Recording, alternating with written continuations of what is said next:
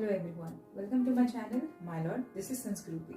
I hope you all are doing well. So the topic we have considered for today's session is absolute liability under law of tort.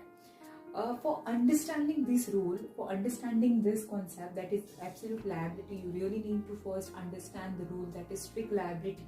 As I said, the strict liability and the absolute liability is correlate to each other. So for the better understanding of this rule, you really need to first understand the strict liability. Okay, to watch that video, I've given the link in the description box. You can just go and clear that concept for the better understanding of this rule. Okay, to begin with before we start this, I really request you all to please subscribe this channel.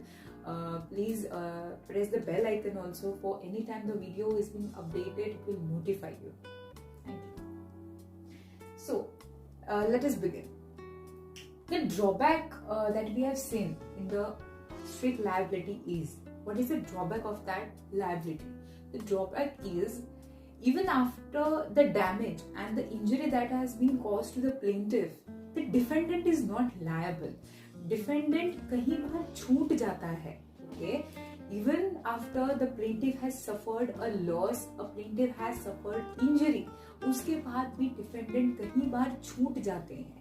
Okay, to complete this loophole, okay, the concept of absolute liability has come up in the India in the case MC Mehta versus Union of India. Okay, what does absolute liability means? The strict liability that has no exceptions. Okay, strict liability means where there are no exceptions within strict liability is called absolute liability.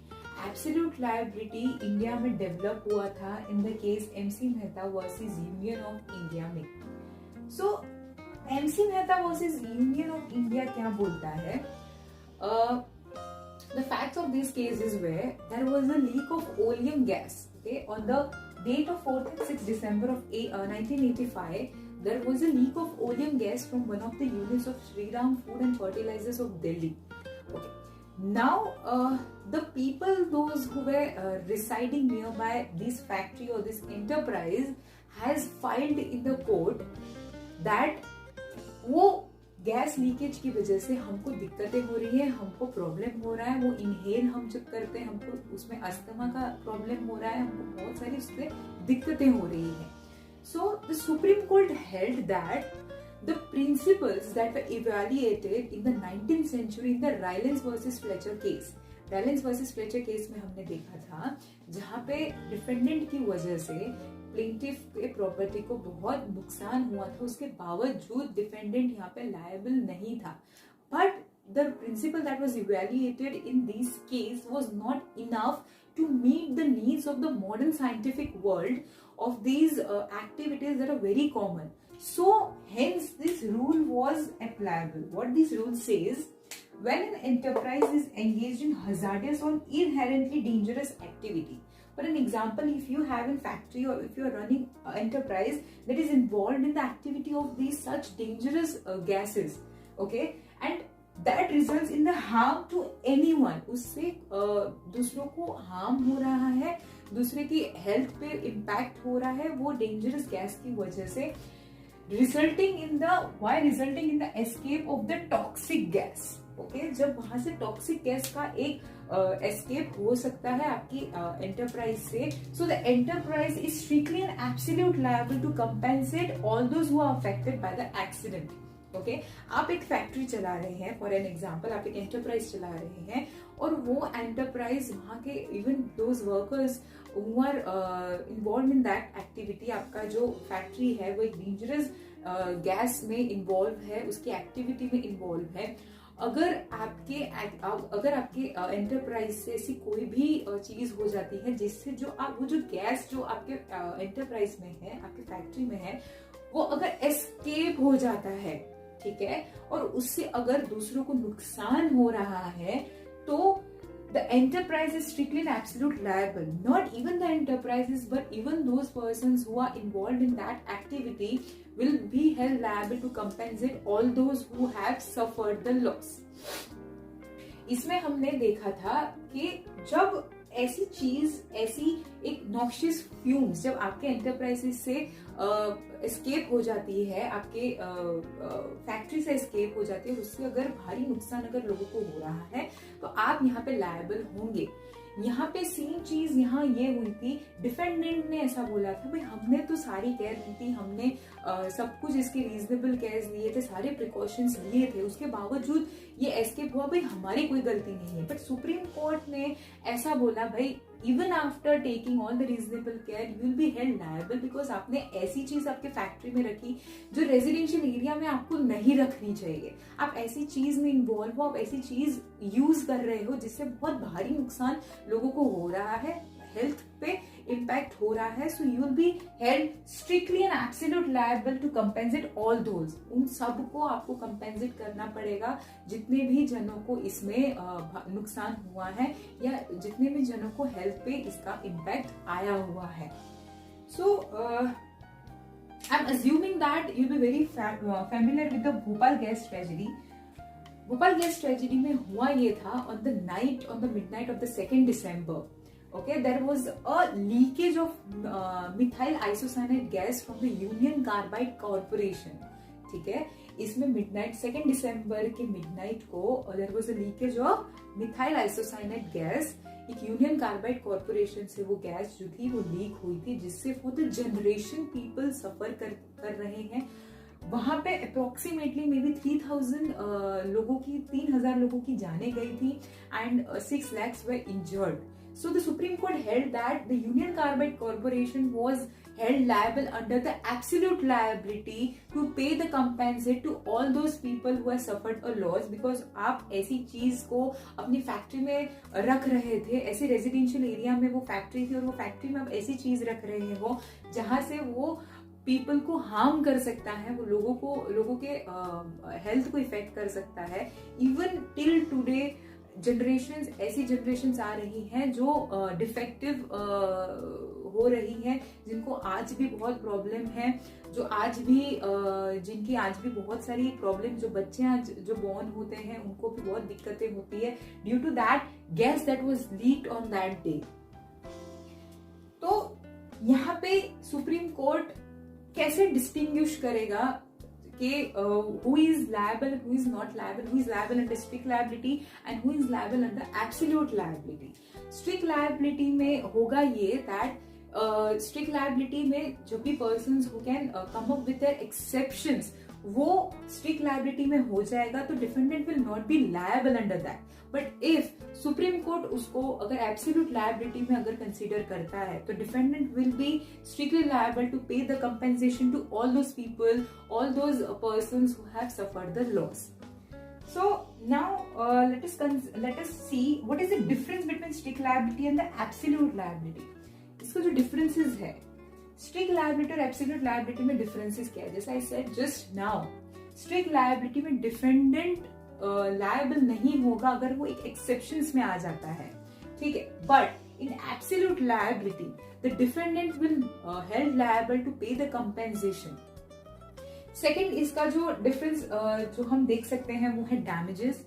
जो strict liability में जो damages होते हैं वो बहुत ordinary damages होते हैं, but in the absolute liability में जो डैमेजेस हम देखते हैं वो डैमेजेस एक एक्सेम्पलरी डैमेजेस बोल सकते हैं, एक्स्ट्राऑर्डिनरी एंड लार्जर डैमेजेस बोल सकते हैं। जैसे यू नीड टू पे all the people who have suffered a loss. आपको शायद अगर हॉस्पिटल के चार्जेस भी कंपेंसेट करने पड़ेंगे, या तो बहुत बड़े जो डैमेजेस होते हैं तो बहुत बड़ी जो फीस होती है वो आपको पे करनी रहेगी to all those who have suffered.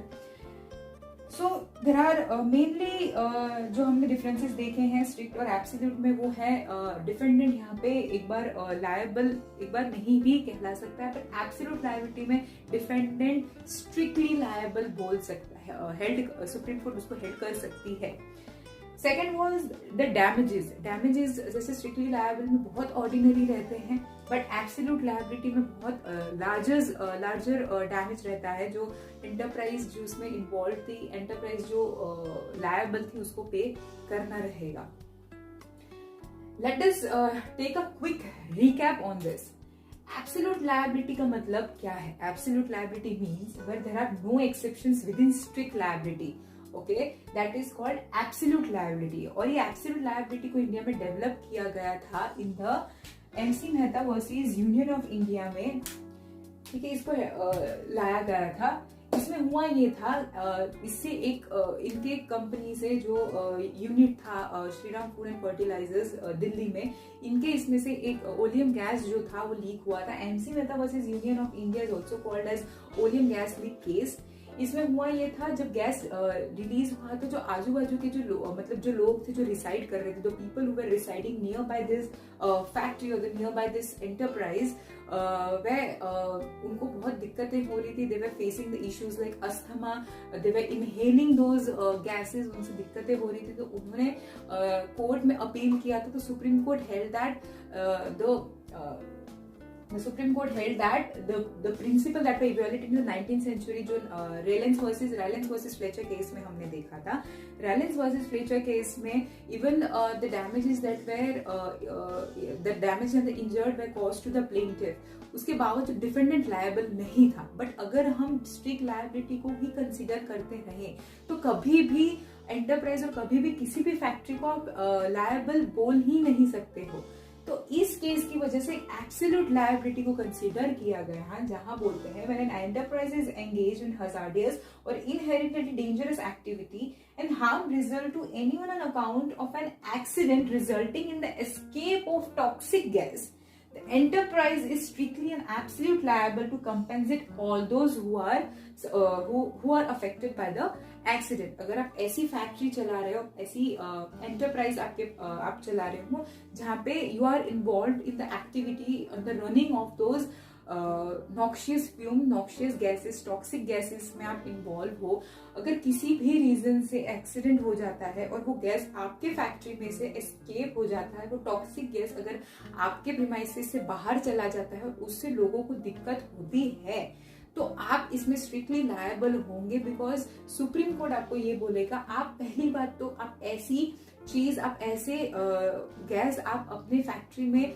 Residential area में आप क्यों चला रहे हो जिससे आप दूसरों को उस चीज से हार्म हो रही है। तो Supreme Court will held all those people who were involved in this activity to pay the compensation to all those people. Second case जो इसका था that was very famous, Bhopal gas tragedy. जैसे मैंने बोला on the 2nd December, on the midnight of the 2nd December, methyl isocyanate करके जो gas था वो एस्केप हो चुका था यूनियन कार्बाइड कंपनी में से, जिसमें बहुत लोगों की जाने गई थी, करीबन 3000 लोगों की जाने गई थी and 6 lakhs were injured due to this. और करीबन आज तक जो बच्चे होते हैं वो ऐसे पैदा होते हैं जिनसे जहाँ पे उनको कुछ जो उनकी चीजें होती है वो उनको दिक्कतें होती हैं।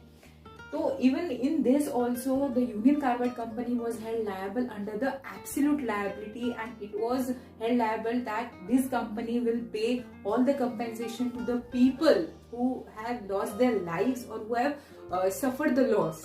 ओके, इसका डिफरेंस बिटवीन हमने देखा था स्ट्रिक्ट लायबिलिटी और एब्सोल्यूट लायबिलिटी का। स्ट्रिक्ट लायबिलिटी में डिफेंडेंट कभी कभार लायबल नहीं होता because he can come up with exceptions. Absolute liability में कोई एक्सेप्शंस नहीं होते हैं, तो defendant will be held liable. Second हमने देखा था स्ट्रिक्ट लायबिलिटी में डैमेजेस स्ट्रिक्ट लायबिलिटी में बहुत ऑर्डिनरी रहते हैं, बहुत सामान्य डैमेजेस रहते हैं, बट एब्सोल्यूट लायबिलिटी में बहुत एक्सेम्पलरी डैमेजेस रहते हैं which are very large and the company और the enterprise has to compensate in the large amount. So I hope you like this video. I hope you are very clear with the concept also. So हमने जैसे बोला था जैसे first और video को relate रहेगा। So this is the first and this is the second video of the absolute liability and the third I said is vicarious liability. Vicarious liability आपको इससे नेक्स्ट वीडियो में आपको जरूर मिलेगा। I really hope आपको ये video समझ आया होगा। I really hope that you liked and loved this video. अगर you have liked and loved, please subscribe to my channel My Lord and please do let me in the comment section as well कि हम आगे कौन से topic पे videos बना सकते हैं। डू लेट मी नो, आपके जितने भी क्वेरीज है, आपके जितने भी क्वेश्चंस है, please ping me in the comment section. I will be reaching up to you as soon as possible. I'll try to cover that topics also in my next video. So हमने आज जो देखा था वो absolute liability था। जो अब जो नेक्स्ट वीडियो जो रहेगा, इसका जो थर्ड एक टॉपिक आएगा वो था वाइकेरियस लायबिलिटी। जो नेक्स्ट वीडियो रहेगा वो वाइकेरियस लायबिलिटी पे रहेगा। उसके साथ हम जरूर आएंगे, will be very coming very soon with that topic.